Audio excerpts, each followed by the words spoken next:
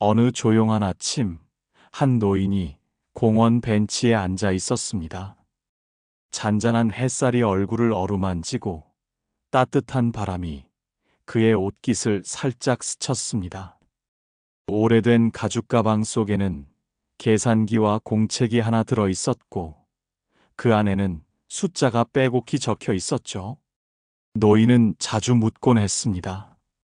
앞으로 얼마나 더 살아야 하는지, 얼마나 더 준비해야 하는지, 지금 있는 걸로는 부족한 건 아닌지, 아니, 부족하지 않아도 늘 뭔가가 불안했습니다. 그날도 그는 자신도 모르게 숫자를 다시 꺼내 들었습니다. 생활비, 병원비, 혹시 모를 경조사비, 그리고 아주 조금의 여유. 계산기를 두드릴 때마다 마음은 한결 무거워졌고 곧 깊은 한숨이 입 밖으로 새어나왔습니다. 밤이 되어 집에 돌아와 텔레비전을 켜자 우연히 부처님의 생애를 다룬 다큐멘터리가 흘러나왔습니다. 화면 속 제자가 부처님께 여쭈었습니다. 세존이시여, 저는 미래가 늘 불안합니다. 아무리 준비해도 부족하다는 생각이 듭니다. 어떻게 하면 이 걱정에서 벗어날 수 있겠습니까? 잠시 침묵이 흐른 후 부처님께서 말씀하셨습니다. 불안은 아직 오지 않은 일을 미리 쥐고 있기 때문이니라. 사람이 삶을 힘들어하는 건 실제 고통 때문이 아니라 그 고통을 피하려는 집착 때문이다. 노인은 화면을 멍하니 바라보다 문득 자신에게 묻기 시작했습니다.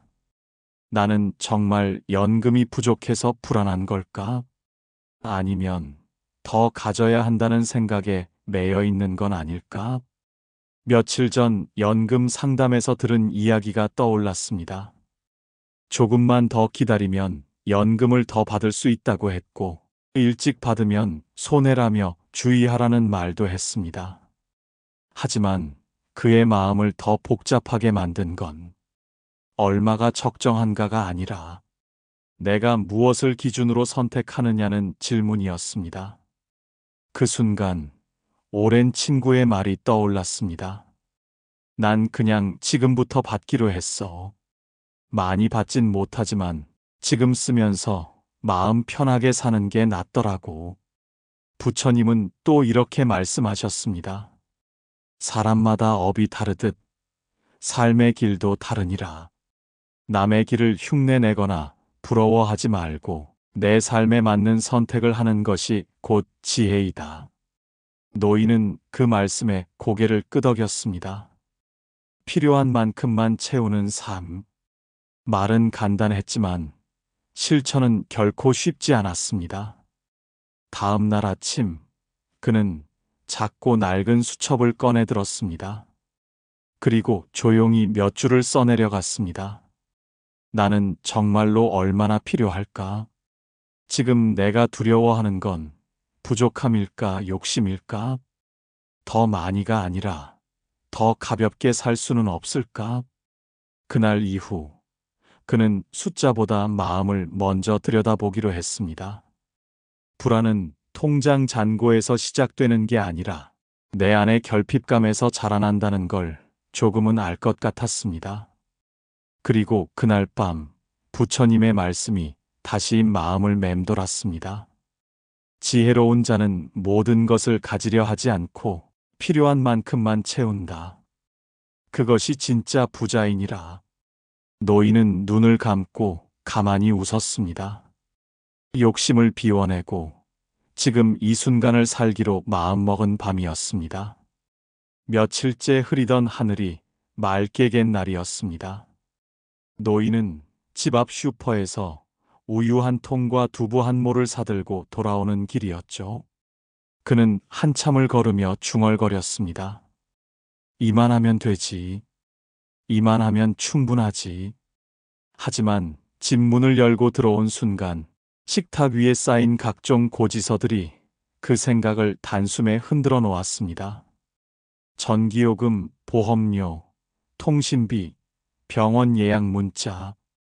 그는 다시 마음속에서 무언가가 스르륵 무너지는 소리를 들었습니다.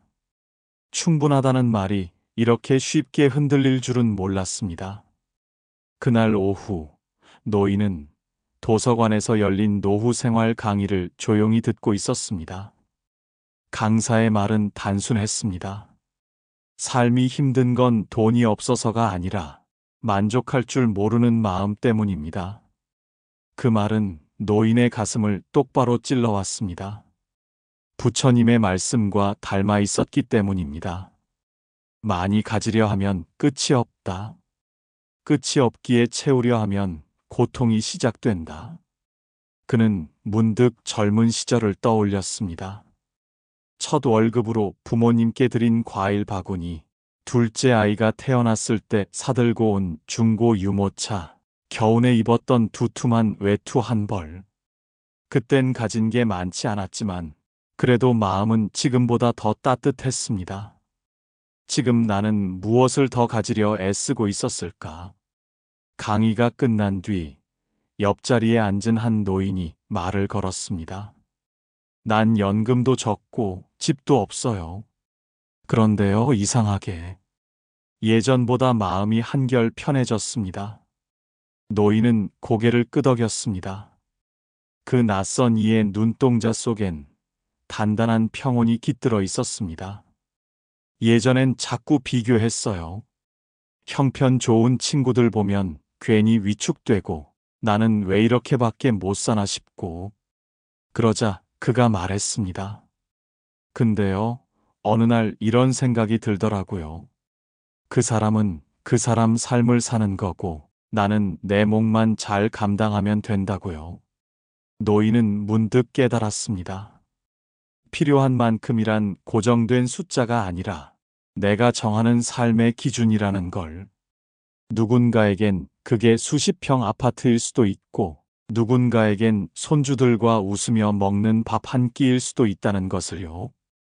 부처님은 말씀하셨습니다. 자족할 줄 아는 이는 진정한 부자이며 끝없는 욕망은 결코 마음을 채우지 못하느니라. 노인은 다시 수첩을 꺼내 들고 오늘의 문장을 적어 넣었습니다. 만족은 바깥에서 오는 게 아니라 내가 정한 기준에서 시작된다. 오늘 하루를 감사하며 살기로 한다. 그리고 덧붙였습니다. 남들과 다른 내 삶이기에 내 기준으로 충분하다고 말할 수 있어야 한다. 햇살이 다시 창문을 통해 들이쳤고 그는 따뜻한 물 한 잔을 마시며 천천히 숨을 내쉬었습니다. 물질을 더 얻는 것보다 마음을 덜어내는 일이 더 어렵고 더 지혜로운 일이라는 걸 비로소 알아가고 있는 중이었습니다. 일요일 아침, 노인은 평소보다 조금 일찍 눈을 떴습니다. 밖에서 들려오는 소란한 소리에 커튼을 살짝 걷어보니 옆집에 사는 부부가 손주들을 데리고 나들이를 가는 모습이 보였습니다. 형형색색 옷을 입은 아이들과 웃음소리가 복도 가득 퍼졌습니다. 그는 말없이 다시 커튼을 내렸습니다. 따뜻한 웃음 뒤에 가슴 깊은 곳에서 느껴지는 미묘한 감정이 올라왔습니다. 부러움인지 허전함인지 슬픔인지도 알 수 없는 기분이었습니다. 그는 조용히 주방으로 가 물을 끓이고 찻잔을 테이블 위에 내려놓았습니다. 차 한 모금 머금는 동안 생각은 자꾸만 옆집 가족에게 머물렀습니다. 나는 왜 이렇게 조용하지? 나는 왜 손주가 없는 걸까? 내 연금은 왜 이리 작을까? 나는 뭘 그렇게 잘못 살았을까? 그 순간 그는 알았습니다. 지금 이 마음은 비교라는 낯익은 고통에서 비롯되었다는 것을. 부처님은 말씀하셨습니다. 남과 비교하는 자는 스스로를 해치는 칼을 쥐고 있는 것이다. 자신의 삶을 바로 보지 못하고 타인의 껍데기에만 눈을 돌린다. 노인은 과거를 떠올렸습니다. 직장 생활을 하며 비교에 지쳐 잠 못 이루던 밤들, 자녀 교육, 내 집 마련, 은퇴 후 자산 크기까지 끊임없이 남들과 자신을 비교하며 괴로워했던 날들. 하지만 생각해보면 그 누구도 자신의 삶을 대신 살아주지 않았습니다. 남의 연봉, 남의 집, 남의 자녀는 잠깐의 이야기일 뿐 정작 매일의 삶은 오롯이 자신 몫이었습니다. 며칠 전 시장에서 만난 한 노부부의 모습이 떠올랐습니다. 고구마 몇 개를 사고는 다정히 손을 맞잡고 돌아서던 그들의 뒷모습. 행색은 수수했지만 얼굴엔 웃음이 떠나지 않았습니다. 그들은 결코 부유해 보이지 않았지만 그 어떤 사람보다 풍요로워 보였습니다. 노인은 조용히 되뇌었습니다. 나는 왜 자꾸 남의 기준으로 내 삶을 재려하는 걸까? 그날 밤, 그는 오래된 사진 앨범을 꺼내 들었습니다. 아이들의 어릴 적 모습, 아내와 함께 떠났던 가을 여행, 그리고 혼자서 직접 만든 작은 정원 사진. 그 속엔 남의 기준이 아닌 자신만의 온기와 기억이 살아 있었습니다. 부처님은 또 이렇게 말씀하셨습니다. 삶은 각자의 강물이다. 다른 이의 흐름을 바라보다 자신의 물길을 놓치지 말라. 노인은 그 말씀을 천천히 되새기며 적어내려갔습니다. 나는 나의 시간에 맞춰 살겠습니다. 비교는 내려놓고 감사는 들여놓겠습니다. 내 삶은 남보다 크거나 작지 않으며 단지 내 것일 뿐입니다. 창밖에 불빛이 하나둘 꺼지고 도시가 조용히 잠드는 그 시간. 노인은 자신도 모르게 마음속에서 이렇게 중얼거렸습니다. 내가 지닌 것만으로도 나는 충분히 살아냈구나. 비 오는 오후였습니다. 창밖엔 작은 빗방울들이 포장마차 천막을 두드리고 있었고 노인은 거실 한켠 작은 탁자에 앉아 차를 마시고 있었습니다. 요 며칠 그는 자주 준비란 말을 떠올리곤 했습니다. 뉴스에서는 은퇴 후 필요한 자산, 노후 의료비, 주거비, 각종 보험 이야기가 넘쳐났고 길거리엔 노후 준비 부족이라는 광고 문구가 눈에 띄었습니다. 그는 한참을 생각하다 조용히 수첩을 꺼내 한 줄을 적었습니다. 나는 과연 준비가 부족해서 불안한 것일까? 그 순간 예전 어느 날 들었던 부처님의 말씀이 떠올랐습니다. 삶은 예측이 아니라 준비된 자의 몫이다. 준비란 두려움이 아니라 자각에서 비롯되어야 하느니라. 그는 문득 친구 한 사람을 떠올렸습니다. 한때는 회사에서 높은 자리에 있었고 연금도 꽤 넉넉히 받는다는 얘기를 자주 했던 친구. 하지만 얼마 전 만난 그는 노후가 외롭고 무료하다고 말했습니다. 돈은 있는데 쓸 데가 없네.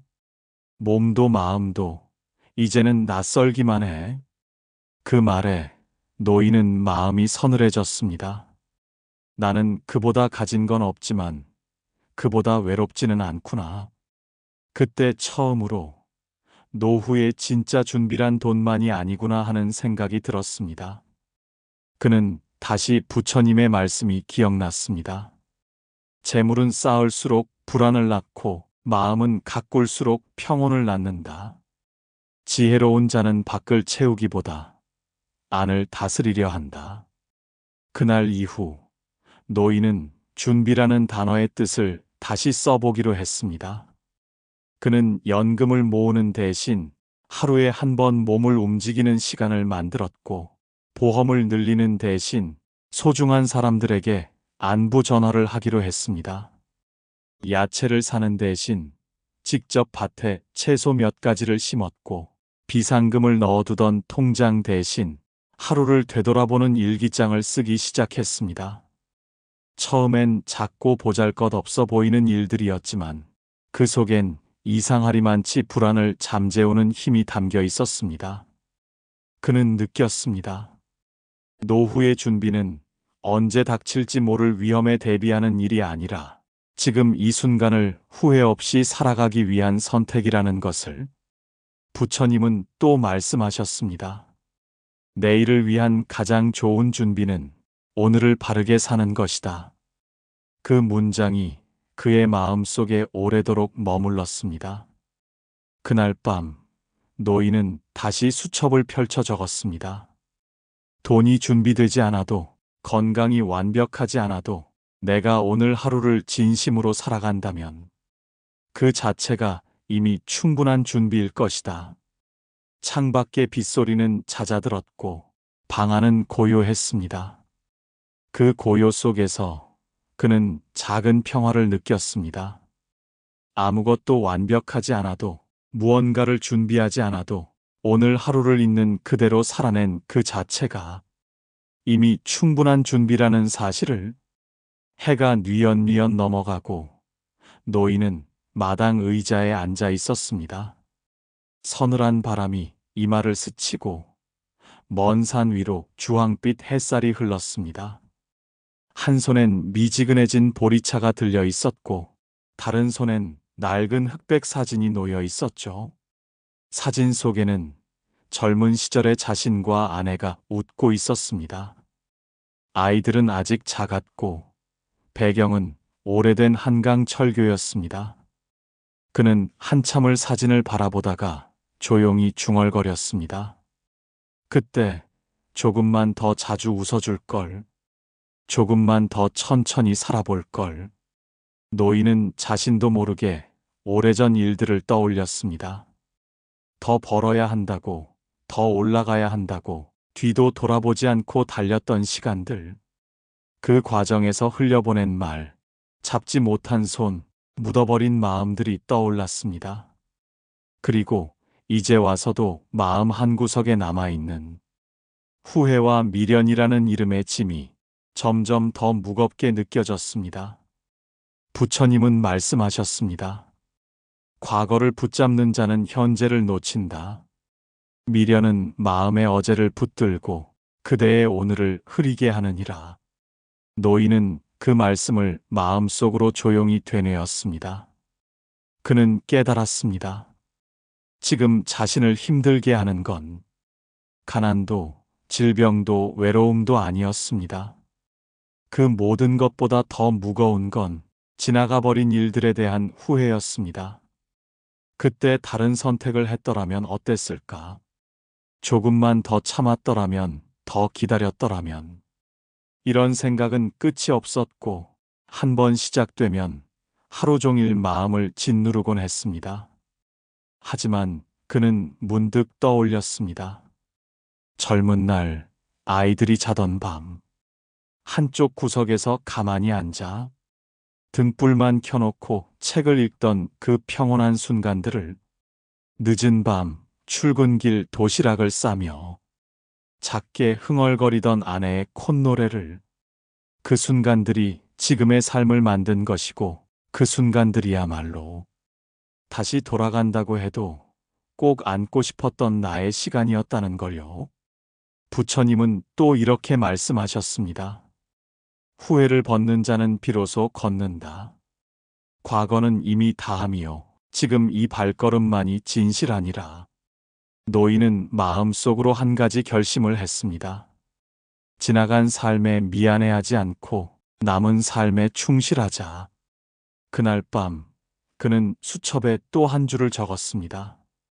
나는 내 삶을 용서합니다. 나의 부족함도, 나의 선택도 다 나였기에. 후회 대신 이해를, 미련 대신 따뜻한 기억을 남기겠습니다. 바람은 여전히 불고 있었고 저녁 공기는 더 깊어졌습니다.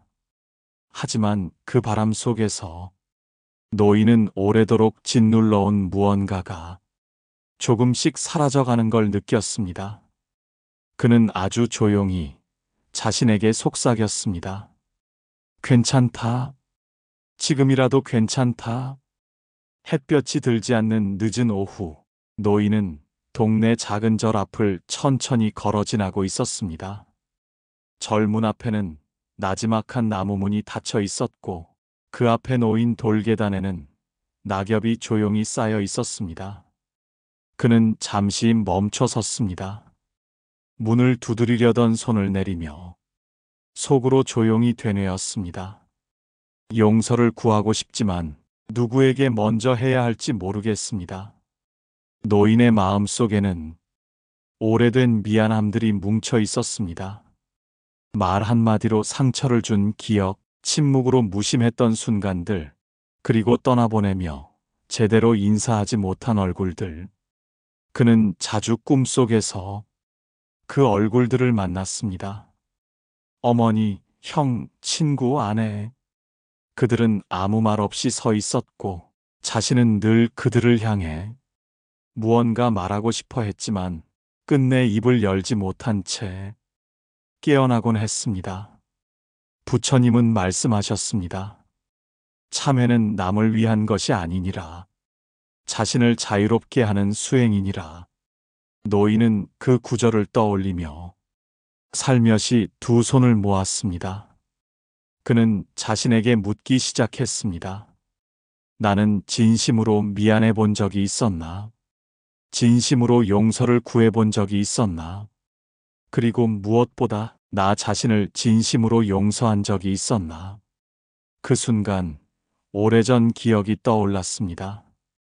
아내가 병상에 누워있던 날, 그는 끝까지 아무 말도 하지 못했습니다. 미안하다는 말도, 고맙다는 말도, 심지어 사랑한다는 말도, 그저 손만 꼭 잡은 채 눈물만 삼켰습니다. 그는 스스로에게 그 말을 해본 적이 없었습니다. 내가 잘못했어. 그땐 몰랐어. 그 말 한마디가 그렇게 중요할 줄은. 부처님은 또 이렇게 말씀하셨습니다. 용서는 타인을 향한 자비가 아니라 자신을 가두는 괴로움으로부터 벗어나는 문이니라. 그날 저녁 노인은 작은 종이에 자신의 마음을 적기 시작했습니다. 나는 나의 무심함을 참회합니다. 나는 당신의 눈빛을 너무 늦게 이해했습니다. 나는 스스로에게 너무 오랫동안 엄격했습니다. 이제는 나도 당신도 자유롭게 놓아주겠습니다. 그리고 그 종이를 접어 작은 항아리에 넣었습니다. 항아리는 마당 한쪽 구석, 아내가 생전에 가꿨던 작은 국화 화분 옆에 조용히 묻었습니다. 바람이 불고 꽃잎이 한두 장 흩날렸습니다. 노인은 천천히 허리를 펴며 생각했습니다. 내가 지금 할 수 있는 일은 지나간 마음을 정리하고 이제라도 바르게 사는 것. 그날부터 노인은 매일 아침 간단한 절을 올리기 시작했습니다. 스스로의 잘못을 인정하는 절, 용서를 구하는 절, 그리고 오늘 하루를 맑게 살겠다는 다짐의 절. 작고 느린 그 행위가 그를 조금씩 가볍게 만들었습니다. 무거웠던 마음의 짐이 하루에 하나씩 내려놓아지는 듯한 기분이었습니다. 부처님은 마지막으로 이렇게 말씀하셨습니다. 삶이란 참회하고 용서하며 나아가는 길이다. 그 길 위에 선 자는 이미 자유에 이른 것이니라. 이른 아침, 해가 막 얼굴을 내밀 즈음, 노인은 작은 주전자에 물을 올렸습니다. 끓는 물소리가 은은하게 퍼지고 그는 마루에 앉아 조용히 숨을 고르기 시작했습니다. 이제는 특별한 일이 없어도 아침마다 일정한 리듬을 지키려 애쓰고 있었습니다. 너무 복잡하지도 않고 너무 느슨하지도 않은 일상. 그 속에서 그는 가볍게 사는 법을 하나하나 익혀가고 있었죠. 부처님은 이렇게 말씀하셨습니다. 무거운 마음은 스스로 만든 것이요. 가볍게 살려면 매일을 맑게 닦아야 하느니라. 노인은 아침마다 몇 가지 습관을 지켰습니다. 첫째는 말을 조심하는 일이었습니다. 요즘은 누구와 자주 말을 나누는 것도 아니지만 혼잣말도 되도록 부드럽게 하려 애썼습니다. 이놈의 몸이 왜 이래 대신 오늘은 좀 천천히 움직이면 되겠구나. 이런 식으로 자신을 다그치기보다는 다독이는 말. 그는 깨달았습니다. 말이 바뀌면 마음이 바뀌고, 마음이 바뀌면 하루가 달라진다는 걸요. 둘째는 음식을 천천히 먹는 일이었습니다. 예전엔 텔레비전을 켜놓고 대충 끼니를 때우곤 했지만 요즘은 조용히 식탁에 앉아 밥 한 숟가락, 국 한 모금도 천천히 씹었습니다. 한 입을 삼키며 이렇게 중얼거렸죠. 이 쌀이 어디서 자라왔을까? 이 반찬은 누가 담갔을까? 음식 하나하나에 감사하는 마음을 담자 몸도 마음도 덜 허기졌습니다. 셋째는 걸음을 천천히 옮기는 일이었습니다. 동네를 돌며 운동을 할 때도 굳이 빠르게 걷지 않았습니다. 가끔은 걸음을 멈춰 피어난 꽃을 바라보거나 길가의 고양이에게 말을 걸기도 했습니다. 그 순간만큼은 생각이 멈추고 불안도 후회도 조용히 가라앉았습니다. 부처님은 또 말씀하셨습니다. 많이 행하는 것이 중요한 것이 아니라 작은 행위를 바르게 하는 것이 중요하니라. 노인은 그 말을 마음속에 새기며 매일 작은 습관 하나를 소중히 지켜갔습니다. 정리정돈을 스스로 하고 자기 전에 촛불 하나를 끄며 오늘 하루를 되돌아보았습니다. 그리고 가끔은 거울을 보며 자신에게 인사도 했습니다. 오늘도 잘 견뎠습니다. 고맙습니다. 그의 하루는 누가 보기엔 단조로워 보였지만 그 안엔 자신과의 대화, 고요한 기도, 작은 수행들이 오롯이 담겨 있었습니다. 부처님은 마지막으로 이렇게 말씀하셨습니다. 하루를 맑게 사는 자는 일생을 지혜롭게 사는 이니라. 노인은 알게 되었습니다. 가벼운 삶이란 무소유가 아니라 무욕이고 조용한 삶이란 고립이 아니라 내면의 평화라는 것을요. 그는 오늘도 하루를 가볍게 살기로 했습니다. 무엇을 더 가지기보다 무엇을 덜어낼지를 생각하며 다시 주전자의 물을 따랐습니다. 그 물이 따뜻하게 손을 적시는 그 순간 그의 마음도 함께 따뜻해지고 있었습니다. 노인은 이른 새벽에 눈을 떴습니다. 바깥은 아직 어둠이 가시지 않았고 창밖 나무 사이로 새 한 마리가 울고 있었습니다. 그는 천천히 이불을 개고 마루에 나와 두 손을 모았습니다. 기도도 절도 없이 그저 조용히 가슴 앞에 손을 모은 채 오래도록 가만히 앉아 있었습니다. 오늘 하루가 나에게 주어진 마지막 날이라면 그는 이따금 그런 상상을 해보았습니다. 하루하루를 그리 생각하면 평범했던 순간조차 다시금 눈부시게 다가왔기 때문입니다. 부처님은 이렇게 말씀하셨습니다. 어제를 붙잡지 말고 내일을 불안해 말라. 지금 이 순간이야말로 삶의 전부이니라. 노인은 그 말을 마음에 새긴 채 하루를 살아왔습니다. 누구보다 특별하지 않았지만 누구보다 충실하게 하루를 보냈습니다. 매일 정리하던 방, 작은 화분에 물을 주던 손길, 말 한마디 없이 마신 찻잔 속 고요함. 그 모든 것이 스스로를 치유하는 기도이자 수행이었습니다. 그는 알았습니다. 사람의 삶이란 거창한 계획이나 거대한 성취로만 이루어지는 것이 아니라 지금 여기 이 작은 호흡과도 같은 순간들로 채워진다는 것을요. 어느 날 오후 동네 아이 하나가 노인에게 말을 걸었습니다. 할아버지, 오늘 뭐 하셨어요? 그는 웃으며 대답했습니다. 오늘도 잘 살았지. 아이는 고개를 갸웃했지만 노인의 얼굴엔 환한 미소가 가득했습니다. 그에게 오늘은 무엇 하나 빠뜨리지 않고 살아낸 가장 충실한 하루였기 때문입니다. 밥을 잘 씹어 먹었고 햇빛을 쬐며 걷기도 했고 과거를 붙잡지 않고 남과 비교하지 않았으며 스스로를 미워하지 않았고 작은 감사도 잊지 않았습니다. 그리고 무엇보다 마음을 가볍게 하고 남은 하루를 선하게 마무리하려 애썼습니다. 부처님은 말씀하셨습니다.